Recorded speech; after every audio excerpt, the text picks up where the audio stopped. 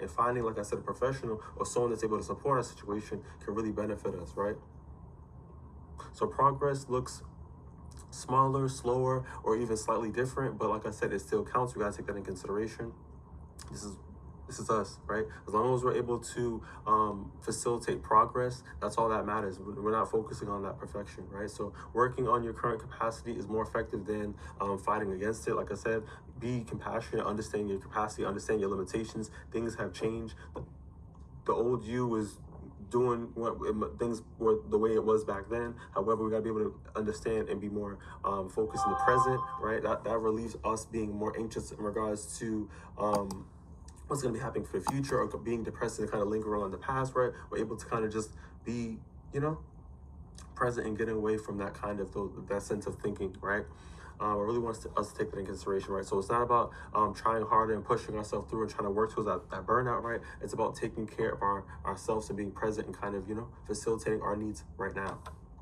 So let's move forward in regards to some micro action. What can we do? Like I said, when you know better, you tend to do better, right? So I want us to pause and notice one thing that feels harder for you that you should take in consideration right now.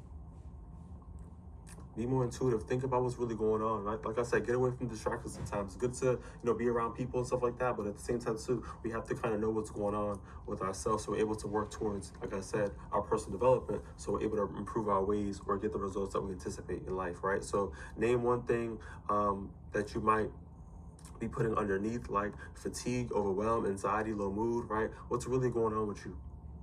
And then choose one small supportive step in regards to how you're able to focus, facilitating, improving on that area, right? It's not about, like I said, suppressing ourselves, suppressing our needs, acting as if that we are not capable of doing anything, or like I said, focusing on the stigmas to hold us back from our potential, right? We got to be able to, like I said, seek that support and do proactive things that are able to help us get the results that we need, right?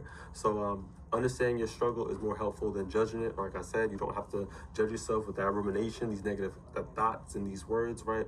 Use positivity, uplift yourself, and seek encouragement to help your situation, right? So you're not failing, you're navigating something real, and that deserves that care. This is what mental health is. It's about providing that service for yourself, that love for yourself, and things will improve gradually, like I said, with that consistency. If you found this video beneficial, give it a thumbs up, share if possible, see you on the next one.